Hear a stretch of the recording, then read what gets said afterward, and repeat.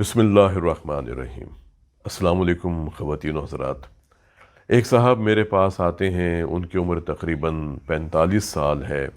छाती में बोझ होता है, घुटन भी हो रही है, दबाव भी हो रहा है, सांस भी लेने में उनको तकलीफ़ है, पसीना भी उनको आया हुआ है।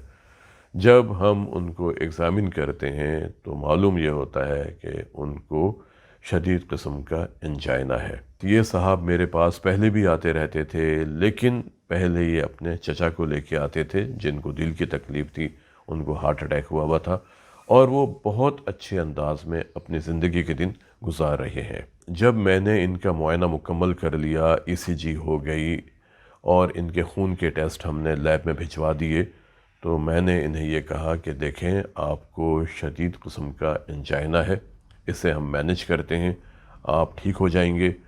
उनका अगला सवाल था कि आप मुझे स्टेंट डाल दें। मैंने इन्हें मशवरा दिया कि हम अभी आपको स्टेबल करेंगे, आप हमारे पास रहें, हम आपको इंजेक्शन लगाएंगे, आपको दवाएं देंगे, आप यहाँ पे आराम करेंगे, आपकी मॉनिटरिंग होगी, आपकी दवाएं एडजस्ट की जाएंगी, आप इंशाल्लाह बेहतर हो जाएंगे। देखें, हर चीज़ का एक प्रोटोकॉल होता है, उसको आपने फॉलो करना होता है। आपका इतना ज़्यादा वज़न है, आप 2 पैकेट रोज़ाना सिगरेट के पीते हैं, अल्कोहल भी लेते हैं, खाने पीने के शौकीन हैं। जब आपके सीने में जलन होती है तो आप पेट भर भर के दूध सोडा पीते हैं, कभी आप इनो का इस्तेमाल करते हैं, कभी आप राइज़ेक कैप्सूल खाते हैं या दूसरे जो कैप्सूल इस ग्रुप के होते हैं वो आप खाते हैं। लेकिन ये साहब बज़िद के आपने मेरी एंजियोप्लास्टी करनी है और आपने मेरी नालियों में स्टेंट डालने हैं। बहरहाल बहुत मुश्किल से इनको समझाया, उनका इलाज शुरू किया।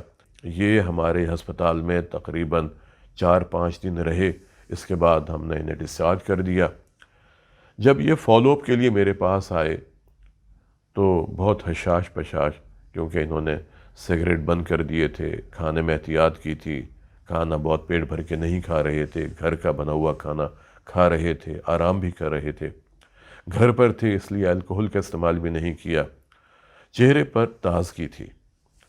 जब आए तो मुझसे फिर कहते हैं कि डॉक्टर साहब स्टेंट डाल दें प्लीज़। मैंने इन्हें फिर समझाया कि देखें, आपने घर पर रह के जो एहतियात की, आपको छाती में बोझ भी नहीं हुआ, कोई तकलीफ़ भी नहीं हुई, आपका सांस भी ठीक रहा, आपके पसीने भी ख़त्म हो गए हैं, आपकी धड़कन भी ठीक है। तो अभी हम देखते हैं, अगर ज़रूरत पड़ी ज़रूर डाल देंगे, लेकिन फ़िलहाल अपने आप को आप तब्दील करें, अपना वज़न कम करें, आपने सिगरेट का इस्तेमाल नहीं करना, आपने तंबाकू इस्तेमाल नहीं करना किसी भी शक्ल में, ना सिगरेट, ना इलेक्ट्रॉनिक सिगरेट, ना निस्वार, ना शीशा, ना पाइप, ना सिगार या जो तंबाकू वाला पान होता है, किसी भी शक्ल में आपने तंबाकू इस्तेमाल नहीं करना और ना आपने अल्कोहल के नज़दीक जाना है। खाने आपने घर के बने हुए खाने हैं जो सादा होते हैं, सब्जियां हैं, फल हैं, गोश्त का इस्तेमाल करें और वो भी बकरे की गर्दन का जो गोश्त होता है वो आप इस्तेमाल कीजिए। आप देसी मुर्ग जिसको घर की खुराक दी गई हो वो इस्तेमाल करें। एक बोटी आप इसकी भी इस्तेमाल कर सकते हैं शोरबे के साथ, चावल आप इस्तेमाल कर सकते हैं, दालें आप इस्तेमाल करें थोड़ी मकदार में, ताकि आपके मैदे पर बोझ ना पड़े। सब्ज़ियाँ आपके लिए बहुत अच्छी हैं, फल आपके लिए बहुत अच्छे हैं, नट्स आपके लिए बहुत अच्छे हैं जो खुश्क मेवाजात होते हैं। सारी बातें सुनते रहे। जब मैंने अपनी बात मुकम्मल की तो फिर कहते हैं कि डॉक्टर साहब ये बातें सारी सही हैं, लेकिन अगर मुझे हार्ट अटैक हो गया तो क्या होगा। मैंने उन्हें समझाया कि हार्ट अटैक उस वक्त होगा अगर आपने तंबाकू का इस्तेमाल बंद नहीं किया, अल्कोहल ना छोड़ी, बाज़ार के खाने ना छोड़े, अपनी एहतियात ना की, वज़न कम ना किया, गुस्से को कम ना किया, तब आपको हार्ट अटैक होगा। अगर आप दवाओं की पाबंदी करते रहते हैं और जो एहतियात मैंने आपको बताई है इस पर अमल करते हैं तो आपको कुछ भी नहीं होगा। उनके चेहरे के तासुरात से मुझे ये एहसास होता था कि ये मेरी बातों को दिल से कबूल नहीं कर रहे। मैंने उनके नुस्खे में रद्द-व-बदल के साथ एक फ़ाइनल नुस्खा तजवीज़ कर दिया और वो अपनी बेगम के साथ चले गए। तकरीबन 1 हफ़्ते के बाद मुझे उनकी बेगम का फ़ोन आता है कि डॉक्टर साहब हमने اسٹینٹ ڈلوا لیے ہیں، کیونکہ میرے ہسبینڈ بہت زیادہ پریشان تھے۔ وہ یہ کہہ رہے تھے کہ مجھے کچھ ہو جائے گا اگر مجھے اسٹینٹ نہ ڈلے۔ میں نے کہا ٹھیک ہے، اب کیا کر سکتے ہیں ہم، اور پھر میرا ان سے رابطہ وقتی طور پر منقطع ہو گیا، کیونکہ جہاں سے انہوں نے اسٹینٹ ڈلوائے تھے پھر وہاں پہ انہوں نے جانا شروع کر دیا۔ دن گزرتے گئے، تقریباً 5 سال کے بعد شام کے وقت وہ صاحب پھر میرے پاس آئے، لیکن اس دفعہ وہ خود نہیں آئے تھے، وہ اپنے بھائی کو لے کے آئے تھے جن کو ہارٹ اٹیک ہوا تھا۔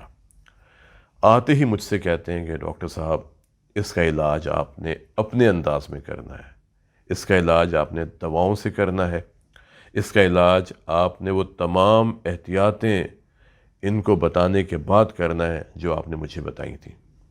میں نے کہا کیوں، خیریت؟ کہنے لگے آپ ٹھیک کہتے تھے، میں نے اسٹینٹ تو ڈلوا لیے لیکن آج مجھ سے 2 قدم چلا نہیں جاتا، کیونکہ میں نے اپنے آپ کو تبدیل نہیں کیا۔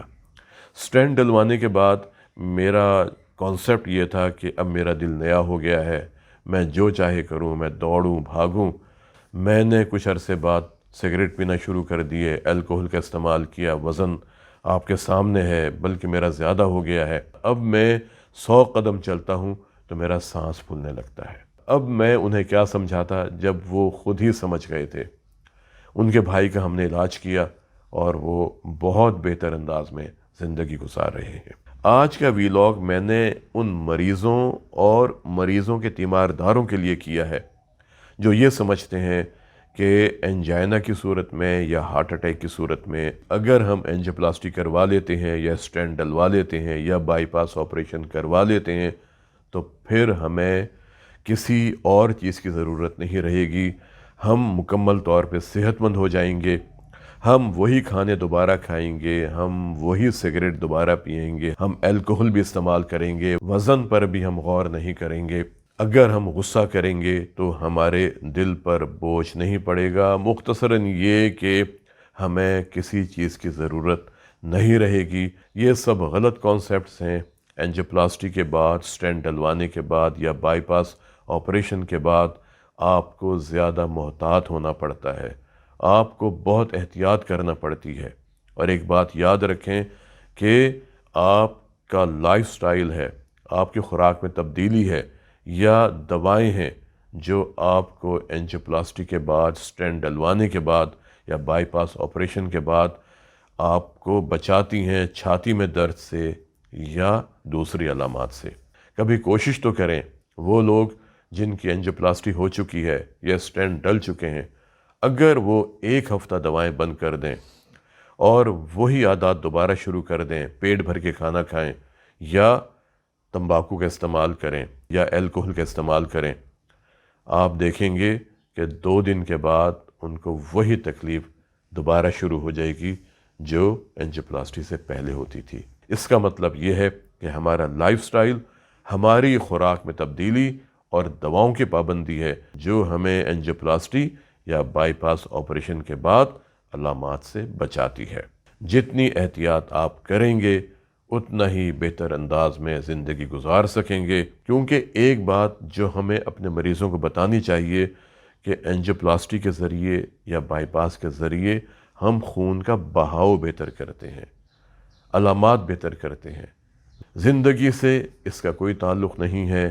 زندگی بڑھانے کے لیے اینجیوپلاسٹی یا بائی پاس آپریشن نہیں کیے جاتے، بلکہ یہ علامات کو کنٹرول کرنے کے لیے کیے جاتے ہیں، اور علامات کو کنٹرول ہم بغیر اینجیوپلاسٹی کے بھی کر سکتے ہیں، بغیر بائی پاس کے بھی کر سکتے ہیں، اگر ہم ان تمام ہدایات پر عمل کریں جو وقتاً فوقتاً ڈاکٹرز ہمیں دیتے رہتے ہیں۔ آج کے لیے اتنا ہی، ملتے ہیں کسی اگلے پروگرام میں ایک نئے موضوع کے ساتھ۔